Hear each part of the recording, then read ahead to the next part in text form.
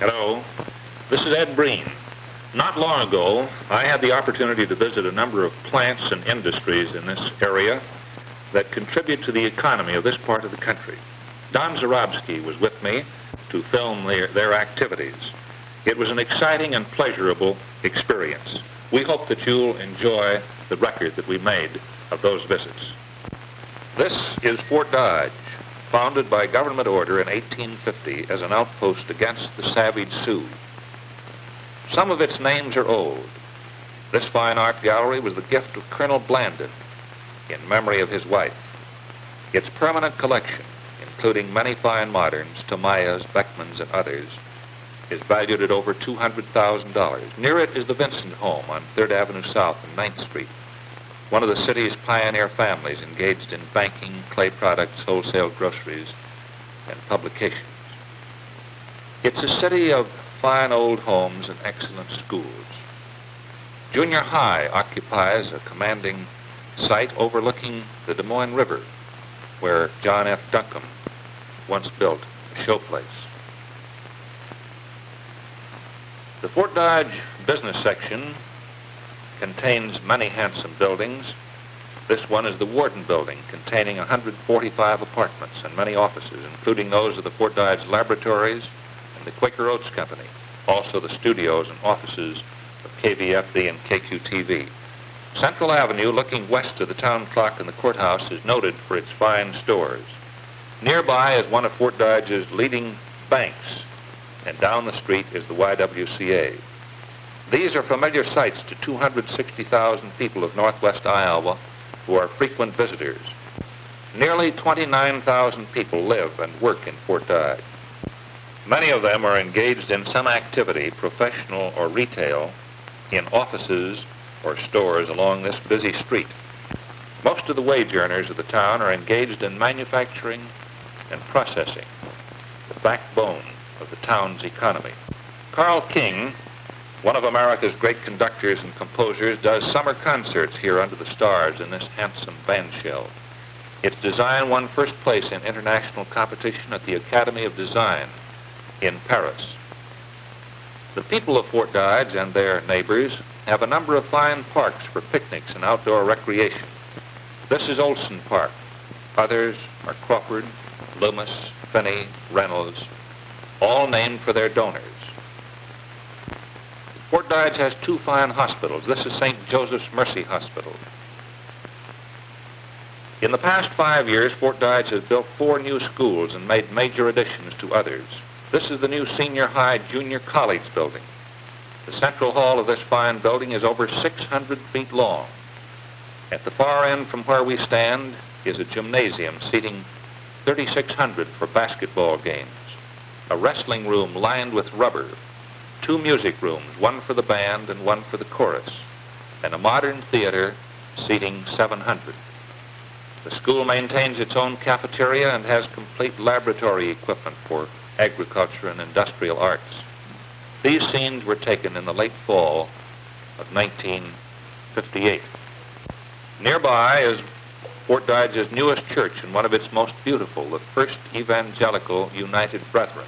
20 years ago, making use of PWA labor and bricks from the old high school, the Fort Dodge school system acquired one of the finest high school stadia in Iowa. The high wall embraces a field house, a football field, a baseball field, and a quarter-mile track. The stands seat 5,000 people, but when the Harvest Festival moves in, as many as 25,000 find accommodation on the field and in the stands. To the left of us from where we stand is the baseball diamond, just beyond the football scoreboard. KVFD has broadcast all of the high school games and many of the college games from this fine stadium. And our broadcasts come from a press box located high in the stands. And this is the press box from which we broadcast.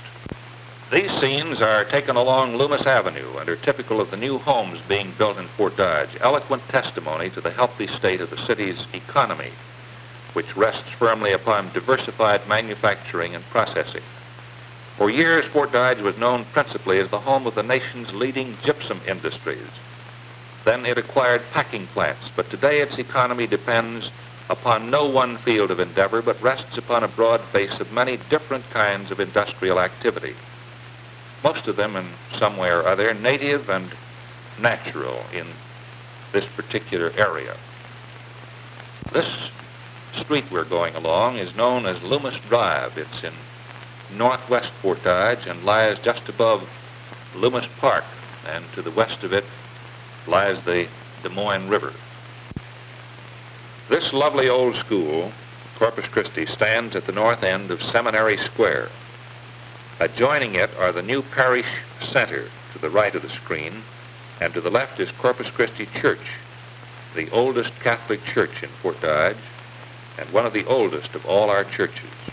Its bricks were fashioned of native clay. This is another view of South Junior High. The fenced-in area, now a playground, was once the deer park of the late John F. Duncombe, lawyer, publisher, and hotel owner. Lutheran Hospital, standing on the west bank of the Des Moines River just above Herring Viaduct and Kenyon Drive, gives Fort Dodge, with Mercy Hospital, a total capacity of 500 beds. Beyond Lutheran Hospital to the west is this home for the retired, Friendship Haven. Dodgen Industries has for its officers Claude Dodgen, President, Jack Dodgen, Secretary-Treasurer, Joe Dodgen, Vice President, and John Dodgen, Vice President in charge of sales and of the Humboldt plant. John Dodgen directs the work of the Humboldt plant, where they build the Dodgen Twin, the Dodgen Mixovator, and the Dodgen Vulcanizer. These sell from the Middle West on up into Canada and out to the Pacific coast. This is Harold Ennis, Mr. Ennis's assistant manager. Here he's seen talking to Walt Fiesler of the Fort Dodge Box Company. Marion Olson is the bookkeeper of the Humboldt operation. In the Fort Dodge headquarters, east on Highway 20, Claude Dodgen, President, directs the entire company's operation. Jack Dodgen, the secretary and treasurer of the company, says their machines are sold by 800 implement dealers. This is the area the Dodgen Industries covers, pointed out by John Dodgen.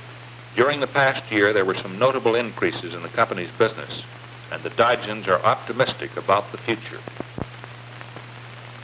The Humboldt plant builds a self-unloading wagon box that is sold principally to cattle and hog feeders.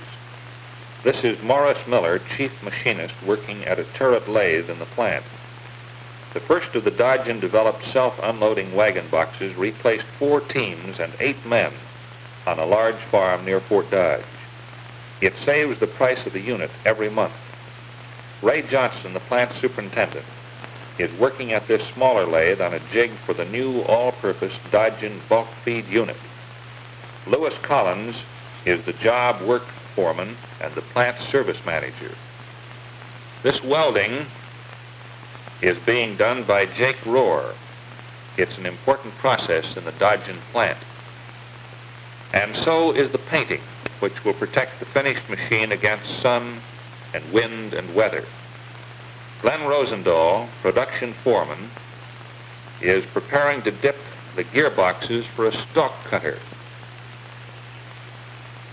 This is the Dodgen bulk box, an all-purpose bulk and bag feed box. It will carry loose feed and also feed in bags. John Green and Ray Holland are working on it. This is the completed box, one which is very popular now at a time when the feed industry generally is converting from bag to bulk feed. This box handles both. This is Dodgen's famous Mixovator, a new product designed to permit the mixing of feeds as they are being delivered to the farm. The Mixovator hauls, unloads, elevates, and mixes, but it does all of its mixing with scientific accuracy, as it carries with it its own built-in scales right at the bottom of the Mixovator. The Mixovator mixes feed or feed with supplements, and it does it just as the customer wants it. Dodgen products are sold everywhere in Canada, in the United States, in Latin and South America. This box was sold to Felco, with headquarters in Fort Dodge. Members of another Fort Dodge family manufacturing for the farmer are the Burches. If it's made of canvas, the Burches make it, and often if the product was once made of canvas, they still make it, as in the transition from canvas to aluminum awning. Paul Burch, general manager, will tell you that Burch makes both in its fine plant at 618 First Avenue North. The Burches, in canvas for 3 generations, are best known now for their famous heat houser. Seen with Mr. Burch is his secretary, Ada Gordon. Farm and truck tarps have to be repaired, so people everywhere in this area bring them back to the Burch Manufacturing Company, where they were made. Repairing these heavy canvases is rough on machines, but when the machines go out of order, Jack Bradley knows just how to fix them. Here's the beginning of the heat houser. 50 layers of duck are laid out. This is 10-ounce duck, heavy to resist weather, to keep out cold, to outlast the tractor it's built for. This is Mary Garrett. She's been with Burch's 9 years. She puts the pattern on the canvas, then with her electric knife slices through 50 layers, just like they were butter. Bev Bailey, in charge of this operation, is using the silkscreen process to place the heat houser insignia on the canvas. Then the canvas is hung up to dry. Now that the canvas is cut and stenciled, it's ready for the sewing machine. Now this is a skilled operation, and the women who are working in these scenes, Helen Hans, Bernice Miller, and Lucille Schleich, are expert canvas tailors. They bind the canvas, they sew it together. They put on the heat houser flaps. Heat housers battle the weather. They keep the farmer warm. They create the cab in which he rides on his tractor. So every seam must be fast. Every flap must hold. Heat housers require grommets. These are metal-lined eyelets. Wilma Shadbolt puts them in. Not all of the heat houser is made of canvas. No, a good deal of it's made of plastic. The heat houser is a cab that the tractor operator must be able to see in every direction. So the wings are plastic, and Vera Hanrahan is seen here making them. Tom Stapleton is shaping this heavy plastic that makes up the all-important heat houser windshield. Betty Schaefer sees that every package contains all the parts called for. And these are tailored, you know, to fit some 200 different kinds of tractors. From here it goes to the shipping room, where Clarence Camerar takes charge. Well, the day we were there, heat housers were going to Texas, Idaho, Indiana, Ohio, New York, Utah, South Dakota, Colorado, Pennsylvania, Oklahoma, and 13 other states. The Burches make everything that's made of canvas. They make awnings of aluminum. They make them all with the same care and skill and honest workmanship that has made heat houser known from coast to coast and all over the world, where men ride tractors and need protection against rough weather. The Lehigh Sewer Pipe and Tile Company, started in 1907, has its home office in Fort Dodge. John DeGroff is the sales manager. Joe Bryant, the general manager, says the demand for vitrified clay sewer pipe is on the increase. Here is the plant just south of Lehigh that eats up 200 tons of clay a day, turning it into the finest vitrified sewer pipe that it's possible to obtain. A recent addition to the plant costs millions of dollars, but it is still not big enough to meet the growing demand. The clay comes from this pit. Cranes loaded into trucks. It's almost rock hard.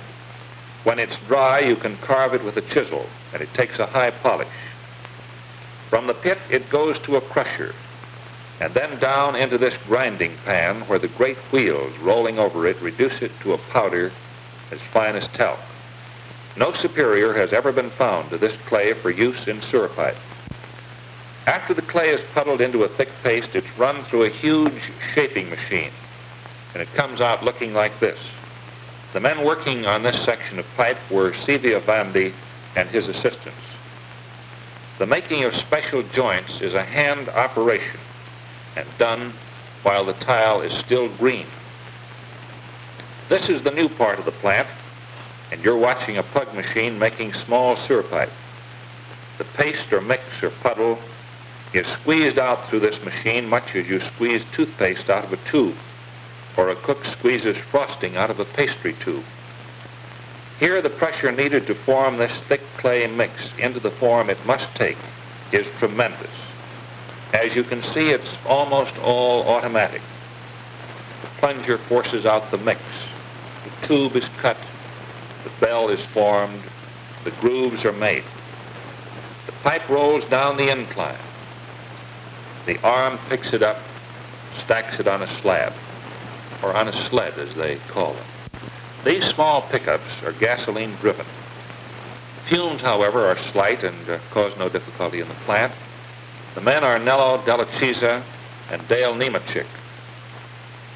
They take them from the pug machine to the drying room. There they stay for 48 hours. During the whole operation, except for the making of joints and special pipe, there's no time when the pipe is handled by hand. From the curing room, the pipe, still unburned but dry, is moved to the kiln. This is a tunnel 400 feet long. Here it moves slowly while the temperature rises to 1960 and then slowly drops again. In 50 hours, it reaches the other end. The salt glaze has been applied, and it comes out gleaming tile. But these are the old kilns, the beehive-type kilns, many of them built over 50 years ago. A renovation of this part of the plant is already in the works. Finished pipe are stacked in the yard, but as Lowell Hendricks, plant manager, says, it goes out about as fast as it's made, by truck, to all parts of the Middle West. Over 190 people work here the year round. Its diamond brand, the company's trademark, is known as the sign of quality everywhere. When Mrs. James Tracy, one of the 14,164 subscribers of the Central Telephone Company in Fort Dodge, goes to pay her bill, she usually does business with Gladys O'Toole. But if Miss O'Toole is busy, there are other pleasant people to serve her. On a new installation or a color telephone, she might talk to Leona Bradley or to Ray Rossing. When you dial long distance, these are the girls you talk to through the day or night, working in shifts. 95 are there to serve you. When they call Chicago or Los Angeles for you, they dial a number just as you do. And ultimately, you'll be able to do the same thing. Dial just anyone you want, almost anywhere in the world. When you dial information, you talk to these young women, Christine Anderson, Mrs. Gerald Fulton, and Jean Ann Brown. In these books at their fingertips, they are able to find the information that you need. Ken Young, seen here in his office, is the division manager of the Iowa properties of the Central Telephone Company. Lloyd Bruner handles public relations and sales. Part of his job is to point out how handy another phone can be.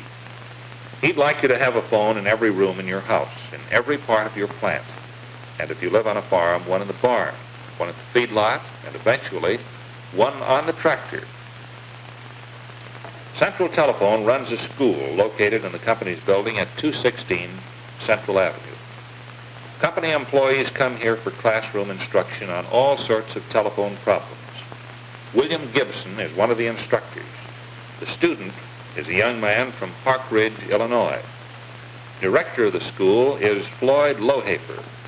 From 4 to 8 people are trained at a time. They come from the company system covering 4 states. In this same building, the company cleans, rewires, and repairs thousands of telephones every year. These come from the company's properties in Iowa, Minnesota, Wisconsin, and Illinois. Byron Young is the manager. The repairmen, Roger Reesner, Roger Meacham, Roger Edson, Ronald Carlson, and John Holmquist clean and repair 50 to 60 phones a day. After the wiring is renewed, cases are cleaned, and the dial mechanism is tested. And if there is need, it's repaired. The men who are doing this work are Merle Wing and Grant Reinhardt. After their work is done, the dials are checked by Don Bethel before they're installed in the phone. It is through this intricate maze of wires that your telephone call reaches nearly everyone in the world. At the present time, the capacity of the Fort Dodge system is being doubled. On that rare occasion when your phone is out of order, Bill Miller makes a test, relays information to the 6 men who work on maintenance. The current in your phone is direct current. It comes from these batteries, which are located in the basement of the telephone building at 616 First Avenue North.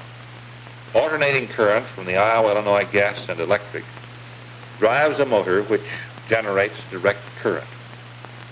This is stored in these batteries to give a non-fluctuating supply and to build up a reserve against any emergency.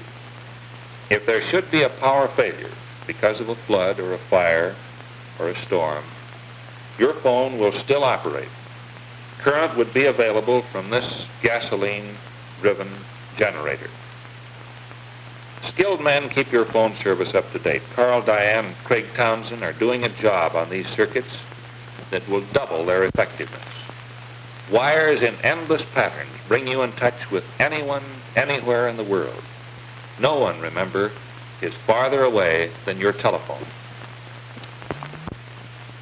Art as a form of communication is as old as recorded history, but it has remained for American outdoor advertising to make most effective use of the painted medium in the world of business. It begins in the art shop where the artist works out a design in miniature detail before enlarging it into the familiar roadside painted display unit. Some of the fine examples of this form of outdoor mural in our surrounding area are shown by the camera. The vast and skillful industry behind the painted display unit is represented in Fort Dodge by one of the most modern and extensively equipped plants in the United States, the Combs Bulletin Company, located on Highway 20 just east of town. A desire to communicate an idea to the public results in a conference between Ed Breen on the left and Robert Combs on the right, discussing in detail a miniature sign soon to emerge as a painted bulletin. You are actually seeing the beginning of what has become a series of historical markers placed by KQTV at points of interest in the Fort Dodge area. A miniature of the proposed sign is projected in the Combs plant onto heavy paper, where the images are punched into the paper, making a pattern. When the pattern is completed on the projection board, the perforated paper is rolled off by the plant crew and is ready to be transferred to the actual material on which the sign is to be painted. The paper pattern is restrung on the material to be painted, and the actual design outline is achieved by tapping blue powdered chalk through the perforations. The artist then has a blue dotted outline to follow as the key to his design. Then the artist advances to the actual painting, using his own individual skill to achieve shadings and color tones. Outdoor signs are renewed regularly, and this is done on the spot. A crew of painters are reworking a sign on the highway north of Fort Dodge. Intricate details are sometimes involved in repainting, calling for especially skilled techniques on the part of the painter. When the painters have finished, the painted display appears like this. The sign actually shown here is located south of Fort Dodge, but is an exact duplicate of the Shimcat message on which painters were shown working. Painted displays are originated inside, and the plant artist puts final strokes on giant figures of children. They are part of a three-dimensional design in a series being placed by the Tomahawk Corn Company throughout Iowa and in some neighboring states. All of the sign components are made in the plant before being mounted outdoors. Men in the Combs plant use the specially designed hydraulic elevator to try the fit on the bread corn disc, one of the components in the Tomahawk corn signs. This series, advertising the seed company's brand Tomco, is one of the largest orders ever placed by an Iowa firm and is the largest order ever produced in the Combs Fort Dodge plant. More than 20 giant displays are coming out of the plant on this order alone. When the sign has been completed in the shop, it's moved to location and mounted permanently. Here you can see the workmen putting the figures of the children in place. This one is placed on Highway 20, east of Fort Dodge. Yes, painted displays located by the Combs plant in and around Fort Dodge are some outstanding examples of outdoor advertising.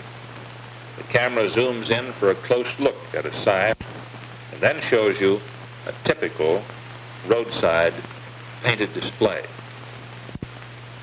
In 1945, John Brundon, Jack Saxton, and Harlan Rogers invented a new tool for farmers, the hydraulic farm hoist. They called it Stan Hoist and started the Standard Engineering Company. Today, Harlan Rogers, president, carries on with the diversified line of farm implements. John Saxton, Jr., vice president in charge of production, is seen here with Merle Sanford. Jack Rogers is vice president for sales, and Herb Anderson is secretary. Mrs. Mildred Schreiber is treasurer. Today, the Stan Hoist all-steel wagon with all-steel running gear and built-in hydraulic lift is one of Stan Hoist's many fine products. These Stan Hoist skilled workmen, Charlie Pingle and Kenneth Daniels, Jr., are forming the steel sides of the box. This brake press of 50-ton capacity is soon to be replaced by one 3 times more powerful. Gene Schoon and Lloyd Phillips are here preparing a Stan Hoist bucket for the painting vat. In its big modern plant on Highway 20, east of Fort Dodge, Standard Engineering fabricates everything that goes into its line of hydraulic lifts, grain elevators, manure loaders, metal grain boxes, and all-steel fence. Steel is machined, tubes are cut and fashioned on powerful lathes in the hands of expert operators. Steel is welded and drilled. From the design room to the machine shop, the painting vat, finally out to the shipping yard. The business of Standard Engineering has prospered through the years. It survived a disastrous fire in 1948. Today its products are shipped all over the United States and on up into Canada.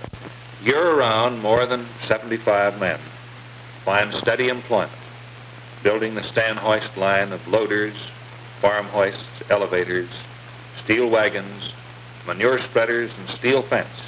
Mr. Rogers said business had been very good and future prospects seem excellent. On this Webster County farm, not far from the Standard Engineering plant, Louise Schmoker and Carl Sharp are using Stan Hoist equipment to harvest a record-breaking crop of corn. They're using a Stan Hoist steel wagon with a built-in hydraulic lift and using the Stan Hoist all-steel running gear. The Stan Hoist elevator is being used to carry the corn up into the crib. The Stan Hoist built-in hydraulic lift tilts the wagon and the corn starts spilling down into the Stan Hoist elevator. The bed of the wagon is as smooth as a dance floor and is the strongest ever built. Stan Hoist elevator is built in a size for every farm, designed and engineered to give years of trouble-free service. As you can see here, the carryaway is big and built to handle the load fast. And here's the Stan Hoist fence, the newest product in this fine line. All steel and galvanized, it's attractive, it's strong, it's easy to put up, it requires no painting, and it will last forever. No nails are used, it's all bolted together. It will never sag or warp or rust or split. The first cost is the last cost. It looks better and gives you the protection you want year after year.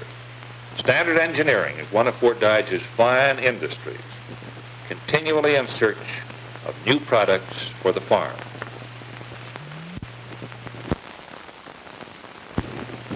East of Fort Dodge on Highway 20 stands this handsome home of the Northwest Steel Corporation.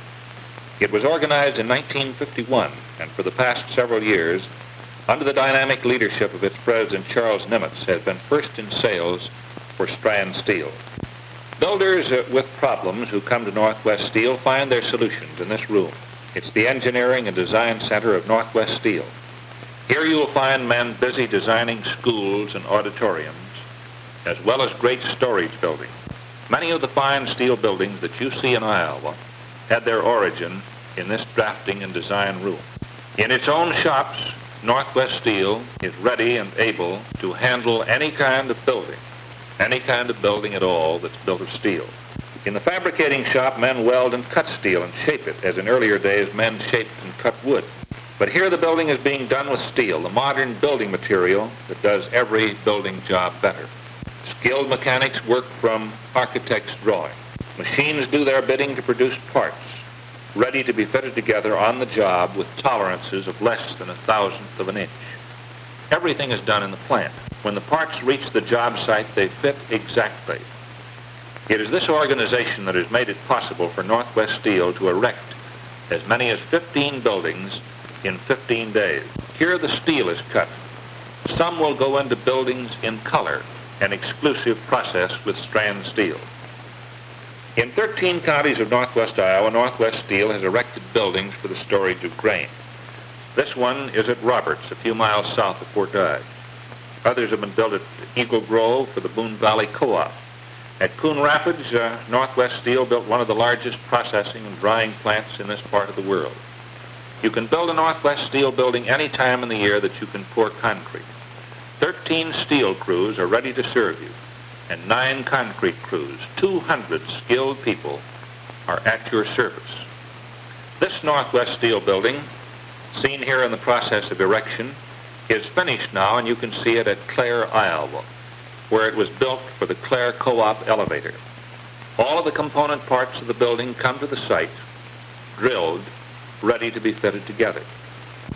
Once they are up, some of the parts will be spray painted. The sides and roof need no painting because they are made of rust-proof galvanized steel, a strand steel product that will endure forever. Northwest Steel buildings are beautiful as well as rugged, and they combine strength with great economy, not only in immediate cost, but over the long pull. Because, as you know, nothing lasts longer than steel. This is a conveyor pipe through which grain will be transported by auger from the storage building to the elevator. It's over 400 feet long. This building and its design are a fine example of the craftsmanship and skill of Northwest Steel. Whatever your building problems, you will find a handsome, economical answer in steel at Northwest Steel. Quaker Oats Company, world's largest cereal company, runs its country elevators from this office in the Warden Building. The man in charge is Harold Cole. There are 41 of these elevators in Iowa, several others in South Dakota, Illinois, Missouri, Kansas, and Mississippi. They buy grain and sell feed, full of pep feed, and they make deliveries in bulk as well as in the sack right to the farm. This is a Quaker Oats elevator. It's in the town of Beaver on Highway 30, about 8 miles west of Ogden. The manager is Jim Higgs. Jim not only manages the elevator, but he also runs the lumber yard. This is a 205,000 bushel elevator. From here, trucks with a grinding mill on them serve the farms of this rich farming community for miles around. The bulk delivery system to bulk storage makes the farmer's feed about $5 a ton cheaper. With Jim is the assistant manager at Beaver, Roger Tolsdorf. Not only does Jim Higgs run the lumber yard as a part of the Quaker Oats plant at Beaver, but he and his men build feeders. The plans we're looking at are for the Lee feeder. This feeder will feed 100 head of hogs or 80 head of cattle. It's built right here in the yard and sells for about $265. Now, let's take a look inside the feeder, Jim, see what it's like in there. This is the inside of the feeder. You can see how smooth its sides are and how well it's built. Jim delivers these right to the farm, and he's sold a lot of them. Feed comes in by rail. Higgs and I are standing in one of the cars.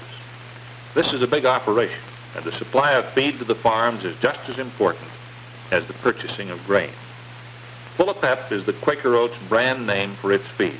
Every different kind of Full of Pep feed is the result of years of laboratory work and farm testing. This Quaker Oats elevator is a monolithic poured concrete tower 135 feet high. Winds love to play around an elevator, and the day we were there, the winds were having a ball. When you go up to the top of this elevator, you ride in a very small cage, only big enough for 2. The view, as you can see, of the Iowa farmland is beautiful. No railing around the elevator's top, and on a windy day, just standing there so far above the ground can give all the thrills of mountain climbing. Quaker Oats elevators cover the cash grain areas of Iowa and Illinois and other Midwestern markets. This is the Quaker Oats operation at Emmitsburg.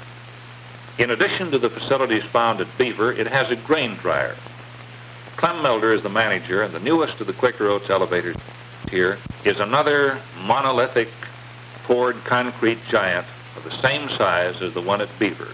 205,000 bushels it holds, and it rises into the sky 135 feet. 40 people work in the central offices of Quaker Oats in Fort Dodge and over 200 in the country elevators. In the feed division, there are 35 people in sales. The full-of-pep feed division of Quaker Oats for this area includes all or parts of 10 states, all of Iowa, Wisconsin, North Dakota, South Dakota, Minnesota. While outdoor advertising is worldwide, it is basically an American institution and an earmark of our way of life.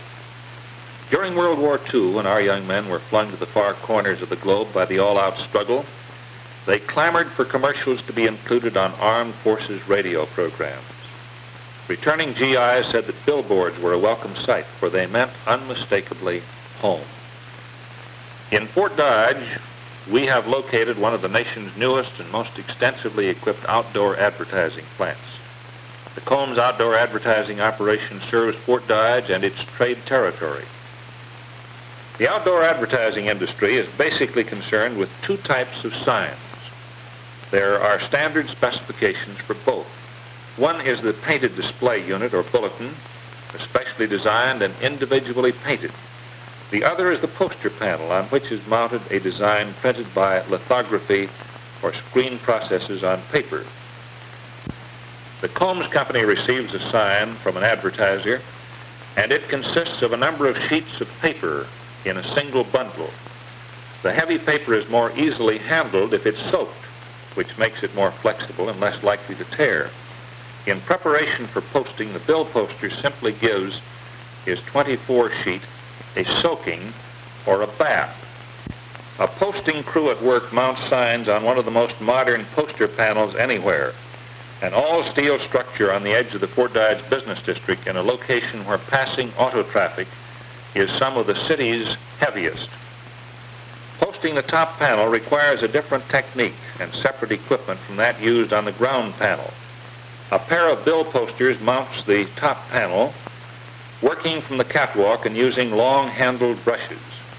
Quickly, an artistic design with a brief message from the advertiser forms as the men piece together the various paper segments and solve the paper puzzle that originated in the mind of another far from their signboard. The message is contained in the 24-sheet space, measuring 9 feet high by 20 feet long, surrounded by a white border, making the entire poster panel actually 30 sheets in size. Mounting the poster on the lower panel, or ground unit, requires entirely different equipment and technique. The bill poster suspends hanging ladders from the catwalk and sets up his own scaffold.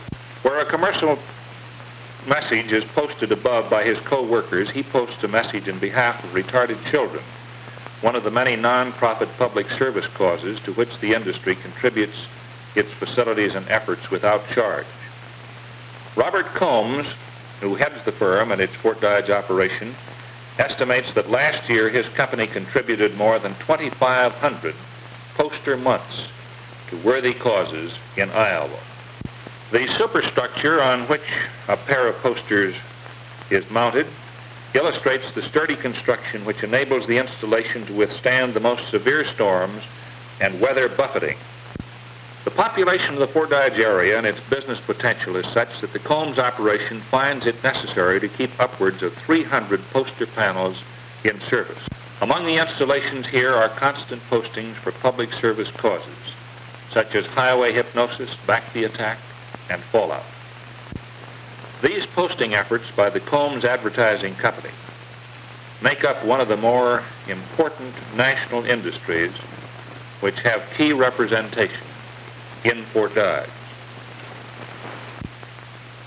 Everywhere in the world, men who know tires know the Coats Tireman. The Coats Company is a partnership founded by G.E. Coats. It started out in farm machinery, but switched to become the largest company in the world in tire changers.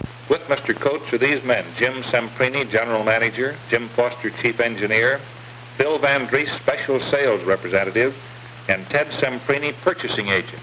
Charles Knutson, dictating to his secretary, Mrs. Robert Buckles, is Assistant General Manager. The Coats Tireman is manufactured in a modern plant east of Fort Dodge on Highway 20 under ideal working conditions. The lighting is good. The air is changed continually. kept fresh and free from all of the smoke and odors ordinarily associated with machine plants. Leroy Horton is the plant superintendent.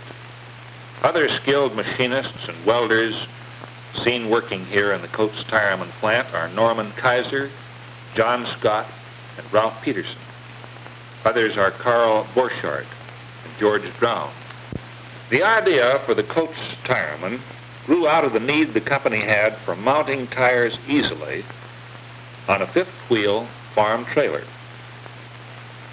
Now the company makes 4 different tire changes, and as new tires and new sizes come on the market, new Coates Tiremen are needed and, of course, are invented. The Tireman is the best device ever developed for taking a tire off the rim and putting it back on.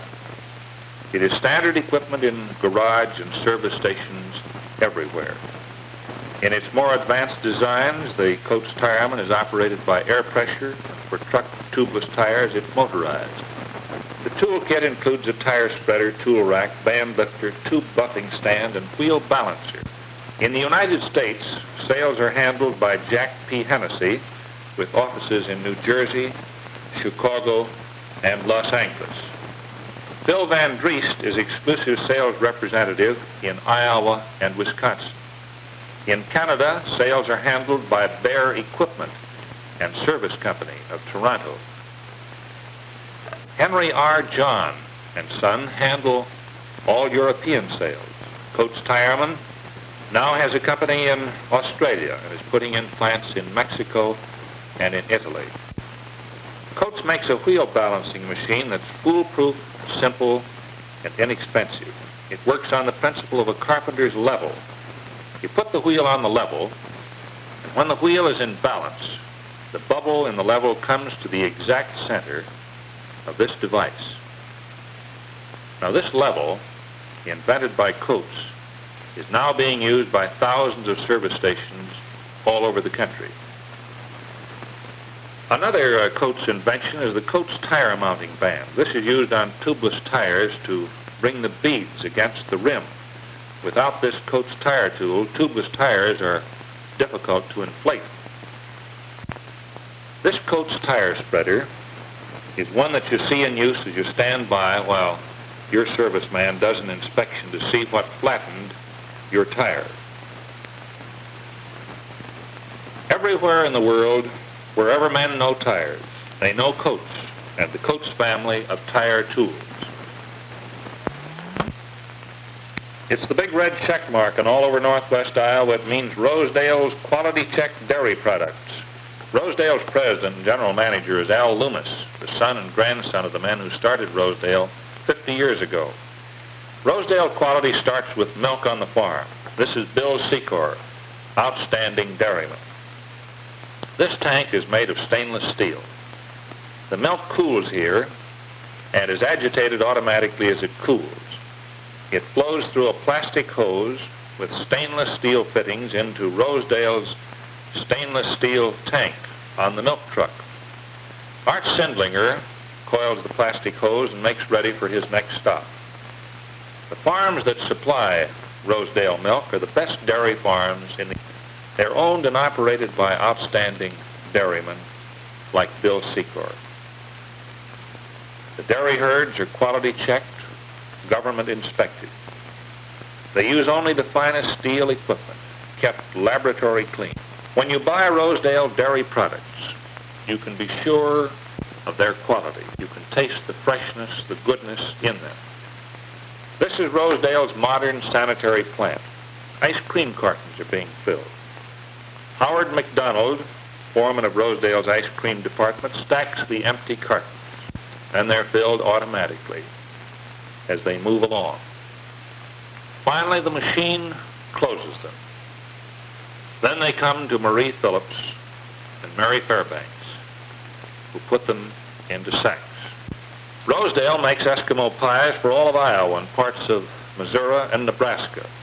Here's how the pies look as they begin to be Eskimo pies. By conveyor belt, they go into a chilling tunnel much colder than the coldest Iowa day. In there, it's 50 below zero. Paul Daly watches over them, and a little hammer automatically wraps each tray to break them loose because they're frozen tight. Here they're going into an Italian wrapping machine to get a coating of foil. Rosedale's Eskimo pies come in a take-home package, 12 to the box, and in an institutional package. Now here Norman Lemke is shown stacking flat half-pint cartons into the bottling machine. The flats enter the machine to become cartons. 5,000 moving fingers make the carton, each one under a pressure of 2,500 pounds, and each one formed of plastic-coated cardboard at 550 degrees. In an endless march, these cartons pass, bringing milk from fine dairy herds right to your door. These cartons are the most modern milk cartons in the world, sealed under heat, plastic lined, no wax to drip from them, and they never leak. From the bottling machine, they go to the conveyor belt, each one filled with Rosedale's quality-checked grade A milk or cream or half and half or whipping cream. From the conveyor belt, they're placed in wire baskets, ready for Rosedale's refrigerated trucks, ready to be left at your door by your Rosedale Dairy route man. These Eskimo pies are headed for Kansas City. Rosedale Dairy is the home of quality-checked dairy products in Fort Dodge and northwest Iowa. The president of the Fort Dodge Laboratories is D.A. Peterson. The company is the largest exclusive producer of veterinary products in the world. This is the biological farm where vaccines and serums of animal origin have their beginning. It has a large and constant population of all kinds of animals. These goats are a part of the population. They're brought from southern Missouri and Arkansas and are used in the production of rabies vaccine. They are inoculated with the virus of rabies and become victims of the disease. They are sacrificed that people and other animals may live. Most of the animals used for the production of vaccines and serums are bled at regular intervals. But rabies vaccine is made from the tissues of the goat. These essential tissues are placed in sterile jars and go to the company's laboratories for further processing. Fort Dodge products are sold in 60 countries. The company has distributors in Venezuela, Mexico, Cuba, Canada, Thailand, Portugal, and then it also has several in South Africa. Laboratory horses live the lives of country gentlemen. They have fine quarters and nothing to do. Horse's blood is used to make many products. Serums used for swine erysipelas and for animal tetanus antitoxin. Don Donohue is the superintendent here. The horse's neck is shaved and blood is taken from the vein. These horses are in excellent health and receive the best of care. Cats, too, are used in the manufacture of serums. As you can see, they're well cared for and are sleek and healthy. They enjoy every luxury. Dr. Ludwig Sender and Dr. Harlan Engelbrecht are among the men responsible for the scientific work done on this remarkable farm. Here's the finest doghouse in the world. Hundreds of dogs live out long lives of ease in this doghouse. They're big dogs. They run in these pens during the day and occupy the doghouse at night. Their blood is used to make distemper serum. Joe Hickey and Don Clark are two of the technicians. The dogs become accustomed to their regular visits to the laboratory. In the downtown laboratory, serums and vaccines are refined and packaged. In this operation, you see Irene Harrison, Mildred Sturdivant, Maxine Spies, Bernice Stringer, Olive Hansen, Maureen Carlson, Grace Hogan, Irene Newman, and Ida Mae Julian. MLV, a discovery of this company's, was the first modified live virus hog cholera vaccine. In this packaging operation over in another laboratory, Lucille McMiniman, Evelyn Brooks, and Betty Lou Aiden are using an automatic filling device which always delivers the exact amount required. This vacuum chamber operates at temperatures down to 76 degrees below zero. These units are used to dehydrate serums and vaccine. In the freeze-drying units, all moisture is removed from the material under vacuum. The powder that is left may be kept indefinitely. The veterinarian merely adds sterile water to restore its liquid form. The men in charge of this important laboratory operation are Ed Riley and Fletcher Moore. Here they are checking the complex recording machines and meters which regulate the dehydrating chambers. To every part of the world, the veterinary products of the Fort Dodge Laboratories carry the Fort Dodge label. Fort Dodge, Manson, and many farms and several towns are serviced by the Fort Dodge district of the Iowa, Illinois Gas and Electric Company. This is the big service building at South 22nd Street. Like a ship store, the service building has everything. Gordon Stiles, the storekeeper, has checked out a transformer, and Ralph Bowie is loading it with a lift truck. Out in the yard, a line crew is loading a pole for the Best Wall Gypsum Company southeast of Fort Dodge. In the crew are Arnie Green, Gail Bell, the foreman, Gary Junkman, Harry Knoll, Les Willis, Sam Weir, and Howard Corey. This is regular work for these men in all kinds of weather. On the thousands of miles of line the company serves, poles must be replaced, new ones added, as the industry expands. But these men are careful. In 250,000 man-hours in the Fort Dodge district, there's been no accident. Gas is an important product furnished by the company. To see that you're not overcharged and your meter's working properly, every gas meter is brought in and checked at least every 7 years. This is Dean Smith working on one. Now, electric meters receive the same treatment. They're tested every 8 years. The men who work on them are Bernard Sweeney and Leighton Hansen. The man who reads your meter for the company, whether it be gas or electric, knows that it has measured the amounts that you use correctly. Now, here's the dispatcher's board. It shows where every switch is located in the Fort Dodge district. It shows all automatic reclosing devices, all generating and substations, all connections with other companies. Jane Fuller and Shirley Webb man this radio communication system. They talk to 19 trucks over a 40-mile radius. This radio station is in operation 24 hours every day. Arnold Bell, Louis Laughlin, and George Kramer assist in directing the work that keeps the power flowing. Here is Harold Gilbert, superintendent in charge of gas distribution. These meters and recorders measure the flow of gas to nearly 10,000 domestic and industrial users. John Meenan is the electric distribution superintendent for the district, serving 14,515 customers. Harold Anderson is the supervisor of the service building and storeroom operations. The head man and manager of the Iowa, Illinois Gas and Electric Company in this district is Ray Kaufman, seen here in his office.